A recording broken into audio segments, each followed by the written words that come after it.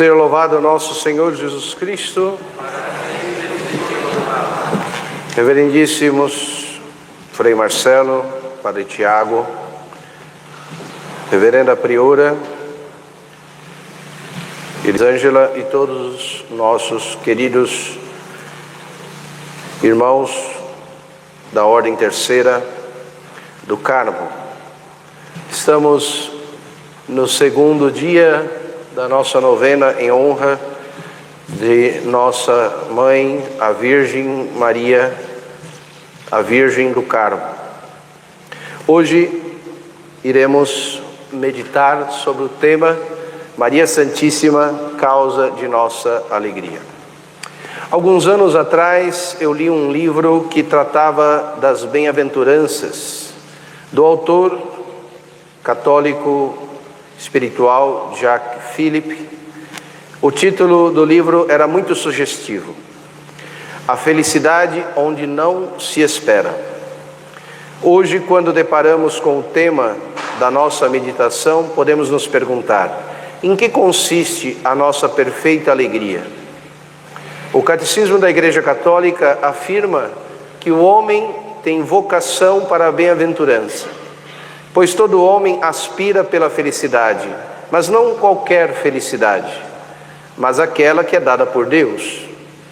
As bem-aventuranças respondem ao desejo natural de felicidade. Elas traçam a imagem de Cristo e descrevem a sua caridade. O modelo perfeito de alegria é Jesus Cristo, portanto. Nós seremos felizes se nos identificarmos com Cristo, pois assim seremos amados pelo Pai. Através das bem-aventuranças, nós alcançaremos a perfeita maturidade humana e espiritual e assim atingiremos esta identificação com Cristo, o nosso fim último, que é a perfeita união com Deus pela caridade. Por isso as bem-aventuranças não são um complicador da vida humana, mas o ideal mais elevado de toda a vida humana. Devemos lembrar o conselho de Santa Maria nas bodas de Caná: fazei tudo o que ele vos disser. Percorramos então este itinerário de felicidade proposto por Cristo, as 8 bem-aventuranças. Bem-aventurados os pobres em espírito. Esta é a primeira e a raiz de todas as outras bem-aventuranças, pois Jesus Cristo, sendo rico, se fez pobre por nós, a fim de nos enriquecer com a sua pobreza. Jesus orou dizendo: Pai, eu te dou graças porque escondestes essas coisas aos sábios e inteligentes e as revelastes aos pequeninos. Falar do tema da pobreza não é fácil. Santo Isaac de Nínive, no século VII, advertia aos pregadores, dizendo: quando tens o dever de ofício de falar de temas espirituais, a cuja prática ainda não atingiu em sua vida, fale deles como quem pertence à classe dos discípulos, e não com autoridade, depois de ter humilhado sua alma e de se ter apequenado mais do que todos os seus ouvintes. Esta palavra de Santo Isaac se aplica a este que vos fala. A pobreza no espírito é a liberdade de tudo receber de graça e de tudo dar de graça. Essa é a pobreza. Nada merecer e nada reter. Há mais alegria em dar do que receber. No sentido bíblico, pobreza significa humildade e mansidão. Dizia Santa Teresa no Castelo Interior, no capítulo 2, no número 9: olhando para a sua grandeza, acudamos à nossa baixeza. Olhando para a sua pureza, veremos nossa sujidade. Considerando a sua humildade, veremos como estamos longe de ser humildes. Portanto, a Santa Madre apresenta o plano para crescer em humildade. Deve ser conhecer mais profundamente a Deus, a sua grandeza, a sua majestade, e conhecer com intimidade. A segunda bem-aventurança diz: bem-aventurados os que choram, porque serão consolados. A segunda bem-aventurança é uma promessa de consolação daqueles que choram. Deus é quem se encarregará de o fazer. Os tempos de Deus nem sempre são os nossos, porém a consolação do justo sempre será certa. Os que semeiam entre lágrimas ceifarão com alegria. Na Salve Rainha nós rezamos: a vós suspirando, gemendo e chorando neste vale de lágrimas. O profeta Isaías diz: eis o que diz o Senhor, vou fazer a paz correr para ela como um rio e como uma torrente transbordante, a opulência das nações. Seus filhinhos serão carregados ao colo e acariciando no regaço. Como uma criança que a mãe consola, sereis consolados em Jerusalém. No Apocalipse, nós lemos que Deus enxugará toda lágrima de seus olhos, e já não haverá morte, nem luto, nem grito, nem dor, porque passou a primeira condição. Porém, é preciso dizer que não há oposição entre consolação, portanto, alegria, e sofrimento. A consolação nasce no meio da tribulação, quando ela é aceita na fé e na esperança, quando ela é vivida em união com o sofrimento de Cristo. A cruz é sofrimento e consolo. Todo ser humano conhece as lágrimas, pois elas são um retrato da sua alma, um espelho do coração. Elas refletem sentimentos, amores, valores, ambições. Há lágrimas boas e há lágrimas ruins. Cristo conhecia o dom das lágrimas. Vemos nas Escrituras que as lágrimas de Cristo ensinam sobre o amor dele pela humanidade. Jesus chorou 3 vezes no Evangelho: ao ver Jerusalém, no Horto das Oliveiras e comovido pela morte de Lázaro. Quais são as lágrimas boas que receberão consolação? Em primeiro lugar, são as lágrimas do pecador, de Pedro arrependido, da pecadora chorando aos pés de Jesus. Essas são as primeiras lágrimas que receberão consolação. A segunda lágrima que receberá consolação é a compaixão, quando se deixa comover e tocar pelo sofrimento do próximo. A terceira bem-aventurança, nesse caminho de felicidade e de alegria, Jesus diz: bem-aventurados os mansos, porque possuirão a terra. Jesus vai dizer: vinde a mim todos vós que estáis aflitos sobre o fardo, e eu vos aliviarei. Tomai sobre vós o meu jugo e recebei a minha doutrina, porque sou manso e humilde de coração, e achareis repouso para as vossas almas. A mansidão, portanto, é uma virtude especial e uma das expressões mais preciosas do amor. Ela é a chave que abre e atrai os corações. Todo mundo se sente atraído por alguém que é manso.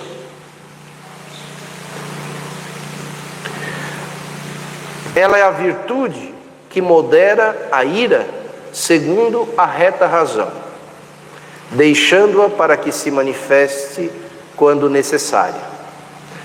Esta bem-aventurança atinge o ensinamento de Cristo, que é não responder ao mal com o mal. Somente o perdão detém a propagação do mal. Devemos afogar o mal numa abundância de bem.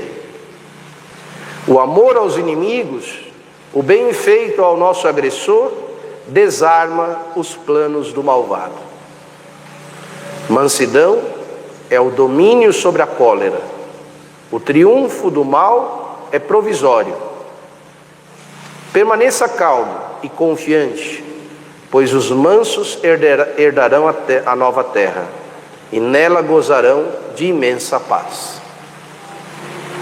Continuando no caminho de felicidade proposto por Cristo, chegamos à quarta bem-aventurança. Bem-aventurados os que têm fome e sede de justiça.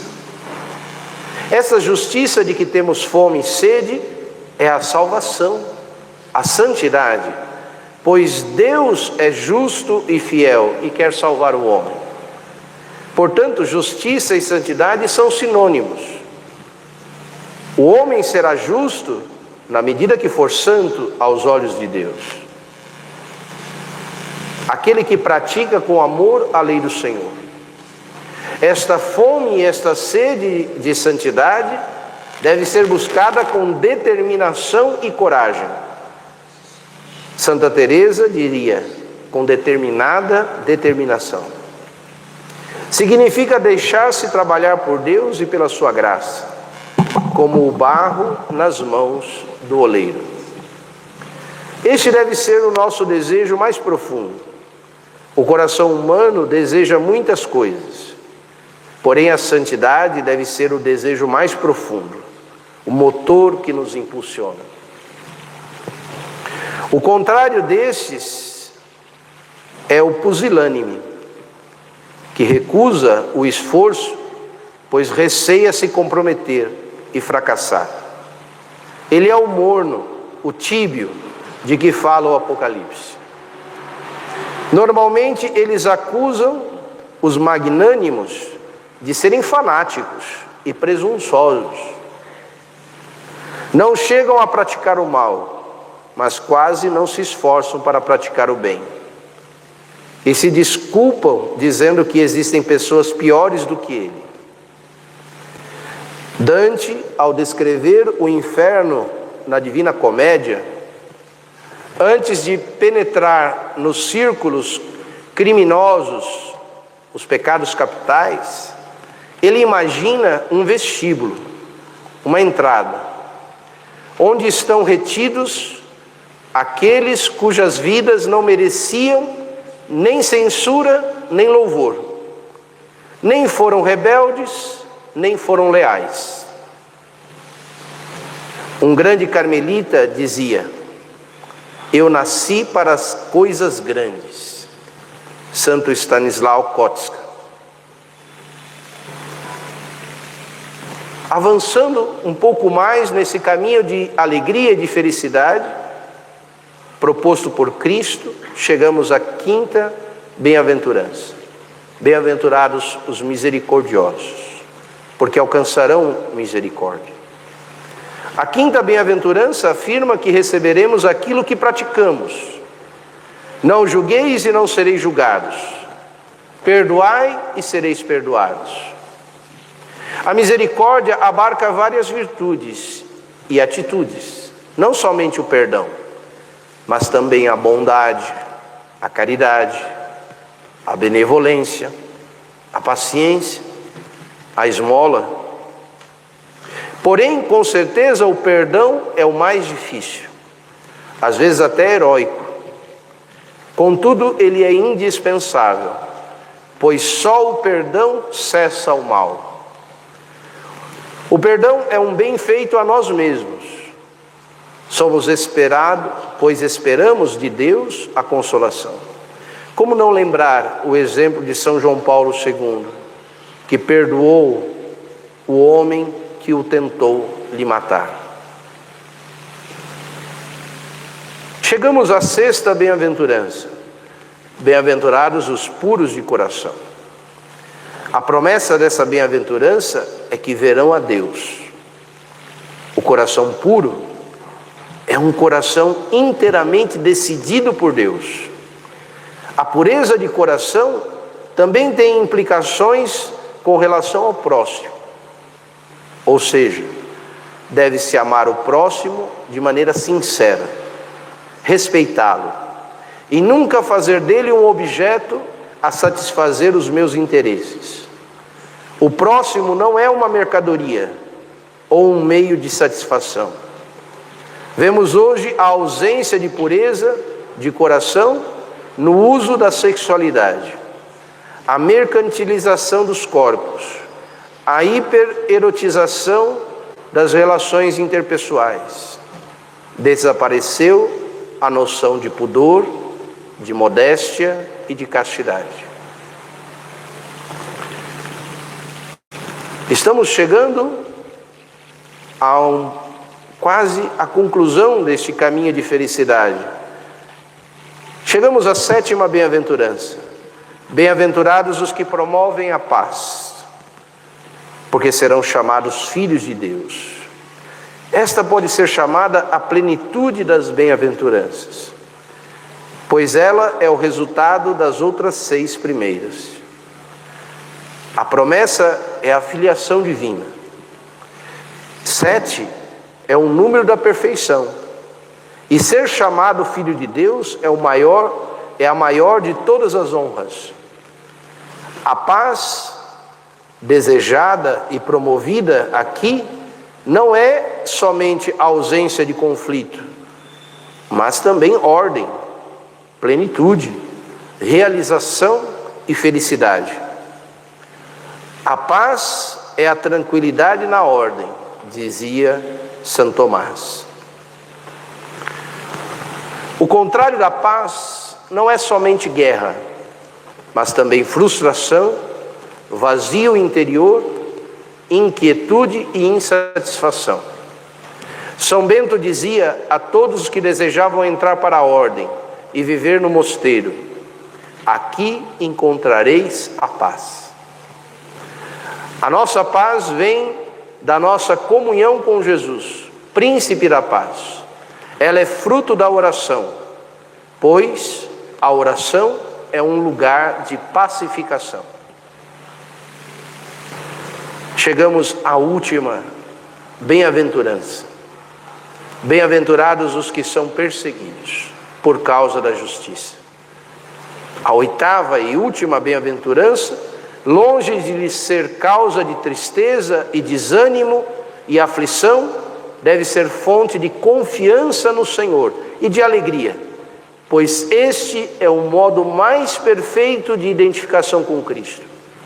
São Pedro vai dizer: alegrai-vos em ser participantes dos sofrimentos de Cristo, para que vos possais alegrar e exultar no dia em que for manifestada sua glória. Devemos viver a fortaleza dos mártires de ontem e de hoje. Há jovens, crianças e adultos no Oriente Médio, onde se encontra a origem da nossa ordem, no Monte Carmelo. Lá no Oriente Médio, há essas pessoas que estão dispostos a dar tudo, inclusive o sangue, por amor a Jesus Cristo. Quem perde a sua vida por mim, a encontrará, diz Jesus. O mais belo do martírio, sua felicidade oculta, é a proximidade e a comunhão com Deus. Santa Felicidade de Cartago, ela, antes de ser martirizada, ela deu à luz na prisão. Enquanto ela gemia as dores de parto, o carcereiro disse: se gemes agora, o que irás fazer quando fores expostas às feras? Ela respondeu: agora sou eu que sofro. Naquele momento haverá outro em mim que sofrerá por mim, porque é por ele que eu sofro agora. Após percorrer, então, essas 8 bem-aventuranças, nós podemos concluir que Nossa Senhora, a causa de nossa alegria, certamente deseja que aprendamos com ela estas bem-aventuranças, pois ninguém depois de Cristo as viveu com tanta perfeição. Pedimos a sua intercessão e o seu patrocínio para encontrarmos o caminho da perfeita alegria. Louvado seja nosso Senhor Jesus Cristo.